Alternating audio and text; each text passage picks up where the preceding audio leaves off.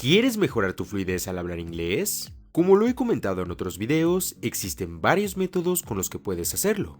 Unos son algo comunes y otros no tanto. Y la realidad es que la mayor parte del tiempo no usamos los que ya hemos aprendido, ya sea por no saber en qué situación usarlos, por miedo a pronunciar mal o simplemente porque nos olvidamos de ellos. Y eso es exactamente lo que pasa con las contracciones en inglés.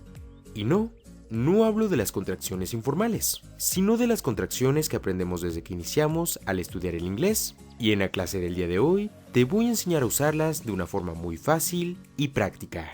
Pero antes de empezar, si te gustan y sobre todo te ayudan este tipo de clases, me apoyarías mucho haciéndomelo saber en la cajita de comentarios y dejando tu like. Cada semana hay clases nuevas con las que podrás aprender inglés totalmente gratis. Sin más que decir, volvamos con el video. Como te estaba diciendo, vamos a aprender las contracciones del inglés, pero antes de hacerlo, quiero enseñarte algunas cosas. Primero que nada, una contracción es la combinación de dos palabras, y normalmente las utilizamos para ser más fluidos a la hora de hablar. Existen diferentes tipos de contracciones, pueden ser tanto positivas como negativas, y pueden combinarse con auxiliares, palabras, preguntas, etc.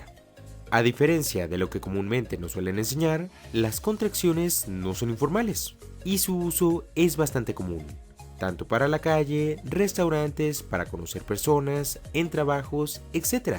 Nos ayudan a sonar mucho más fluidos y naturales.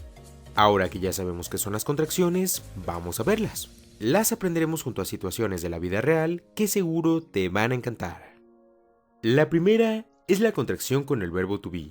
Si no recuerdas qué es el verbo to be, es lo que en español conocemos como el ser o estar, y son las palabras am, is o are, y el uso de cada una de ellas dependerá del sujeto que estemos utilizando. En esta contracción vamos a estar combinando nuestro sujeto con el verbo to be. Empecemos de uno en uno. En vez de decir I am, mejor di I'm. En vez de decir you are, mejor di your. En vez de decir he is, mejor di his. En vez de decir she is, mejor di she's. En vez de decir it is, mejor di its. En vez de decir we are, mejor di we're. En vez de decir they are, mejor di their. Por ejemplo, supongamos que es el primer día de clases y a cada uno de tus compañeros le toca decir su edad. Es tu turno y quieres decir que tienes 20 años. En vez de decir I am 20 years old, mejor di I'm 20 years old. I'm 20 years old. ¿Notas que somos más fluidos? Sigamos con nuestra situación. Supongamos que ya todos se presentaron y el profesor te pide que digas la edad de María. En vez de decir she is 22, mejor di she's 22. She's 22. La segunda es mucho más fácil y es la contracción con la palabra will. Si no sabes qué significa will, básicamente es un auxiliar que convierte a nuestras acciones en futuro. Por ejemplo, comer, comeré. Cantar, cantaré. Bailar, bailaré. Y es así de simple. En esta contracción vamos a estar combinando nuestro sujeto con la palabra will, que a diferencia de la anterior, esta será la misma en todos nuestros pronombres. Empecemos de uno en uno.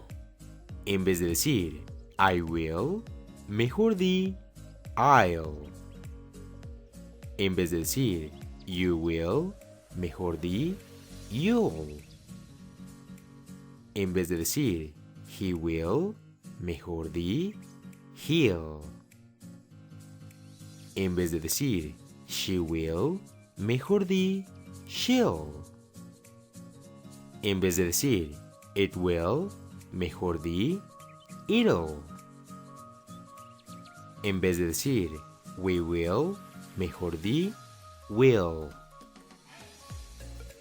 En vez de decir they will, mejor di they'll. Como puedes ver, es bastante fácil. Por ejemplo, supongamos que estás platicando con tu mamá y ella te pregunta qué planes tienes para estos días. Entonces, tú le quieres decir que irás al centro comercial. En vez de decir, I will go to the mall this week, mejor di, I'll go to the mall this week. I'll go to the mall this week. Sigamos con nuestra situación. Supongamos que ya le respondiste a tu mamá y ahora ella te pregunta si sabes lo que hará tu hermano. No estás muy seguro, pero sí sabes que irá a visitar a sus amigos. Entonces, en vez de decir, he will visit his friends, mejor di, he'll visit his friends. He'll visit his friends. El tercero es la contracción con la palabra have o has. Y no estoy hablando del verbo tener, sino del auxiliar del tiempo presente perfecto, que en pocas palabras significa he. Esto dependiendo del sujeto que estemos utilizando. Por ejemplo, yo comí, yo he comido. Ella durmió, ella ha dormido. Ellos jugaron, ellos han jugado. En esta contracción vamos a estar combinando nuestro sujeto con la palabra have o has. Pero, ¿cuándo sabemos cuándo utilizar una u otra? Muy fácil. Si nuestros pronombres son he, she o it, vamos a utilizar has, porque son terceras personas.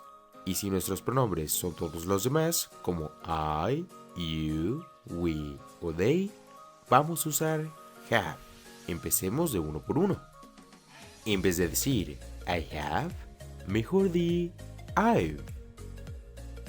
En vez de decir you have, mejor di you. En vez de decir he has, mejor di his. En vez de decir she has, mejor di she's. En vez de decir it has, mejor di its. En vez de decir we have, mejor di we've. En vez de decir they have, mejor di they've. Una pregunta que suelen tener mucho es cómo no confundir la contracción de has con la contracción del verbo to be es. Y es muy fácil. Como te mencioné anteriormente, utilizamos have o has como auxiliar del presente perfecto. Y siempre al hablar de este tiempo se usan los verbos en pasado perfecto, por lo que simplemente debemos fijarnos en el contexto de nuestra conversación. Por ejemplo, supongamos que estás hablando con un amigo de una prueba muy importante que vas a tener. Él te pregunta por cuánto tiempo has estudiado y tú quieres decirle que has estudiado por 2 semanas. Entonces, en vez de decir I have studied for 2 weeks, mejor di I've studied for 2 weeks. I've studied for 2 weeks. Sigamos con nuestra situación. Ahora que tu amigo sabe por cuánto tiempo has estudiado, él se impresiona y quiere decirte que has trabajado muy duro. Entonces, en vez de decir you have worked so hard, es mejor decir you've worked so hard. You've worked so hard. La cuarta es la contracción con las palabras de pregunta. Si no sabes qué es una palabra de pregunta, es a lo que en español conocemos como el qué, cómo, cuándo, dónde, etc. Y se usan para buscar información general o específica de un tema en particular, y siempre las utilizamos al inicio de nuestra pregunta. En esta ocasión vamos a estar contrayéndolas con el verbo to be is, que es mucho más común que are. Empecemos de una en una. En vez de decir what is, mejor di what's. Recuerda que what puede significar qué o cuál. En vez de decir where is, mejor di where's. Recuerda que where significa dónde. En vez de decir who is, mejor di whose. Recuerda que who significa quién. En vez de decir when is, mejor di when's. Recuerda que when significa cuándo. En vez de decir how is, mejor di how's. Recuerda que how significa cómo. En vez de decir wise, mejor di wise. Recuerda que why significa ¿por qué? Por ejemplo, supongamos que llegaste a un nuevo país y conociste a una nueva persona. Entonces, ¿quieres preguntarle cuál es su nombre? En vez de decir what is your name, mejor di what's your name. What's your name?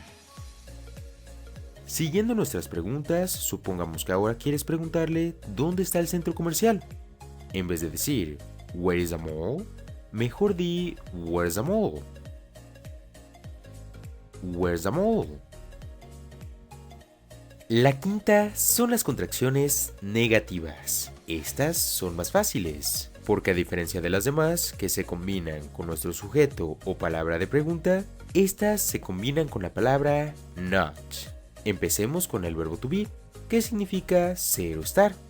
En vez de decir are not, mejor di aren't. En vez de decir is not, mejor di isn't. Por ejemplo, supongamos que tienes una amiga que canta muy bien y escuchas que uno de tus amigos dice que no le gusta mucho su música. Tú quieres decirle que ella no es mala cantando. Entonces, en vez de decir she's not a bad singer, mejor di she isn't a bad singer. She isn't a bad singer. Algo importante que debes saber es que no existe la contracción de am con not. Es por eso que no la escuchamos anteriormente. Ahora sigamos con los verbos modales. Recuerda que un verbo modal es aquel que, como su nombre lo dice, nos sirve para expresar modalidad, es decir, habilidad, posibilidad, necesidad u otra condición. Empecemos de uno en uno. En vez de decir can, not, mejor di cannot. Recuerda que can significa poder. En vez de decir will not, mejor di won't. Recuerda que will es lo que convierte nuestras acciones en futuro. En vez de decir could not, mejor di couldn't. Recuerda que could es el pasado de can y significa podría. En vez de decir have not o has not, mejor di haven't o hasn't. Recuerda que have o has significan deber. En vez de decir should not, mejor di shouldn't. Recuerda que should significa debería. En vez de decir would not, mejor di wouldn't. Recuerda que would es lo que conocemos como la terminación ría en los verbos. Y por último, en vez de decir must not, mejor di mustn't. Recuerda que must es lo que conocemos como deber, pero de una forma muy estricta. Por ejemplo, supongamos que tu hermano lleva muchas semanas comiendo comida chatarra y le quieres recomendar que deje de comer esa comida. Entonces, en vez de decirle you should not eat that food, mejor di you shouldn't eat that food. You shouldn't eat that food. Y de esta manera es como se utilizan las contracciones en inglés. Como puedes ver, nos sirven mucho para sonar más fluidos a la hora de hablar y realmente son muy fáciles de usar. Cuando no las usamos, normalmente sonamos más serios o con un inglés más robotizado. Es por eso que a partir de este momento te recomiendo que empieces a practicarlas para que puedas incorporarlas en tus futuras conversaciones en inglés. Eso ha sido todo por la clase del día de hoy. Si te ha gustado y sobre todo te ha servido, házmelo saber en la cajita de comentarios. Tu apoyo me sirve mucho para seguir creando más contenido como este. Sin más que decir, muchas gracias por ver y que tengas un excelente día.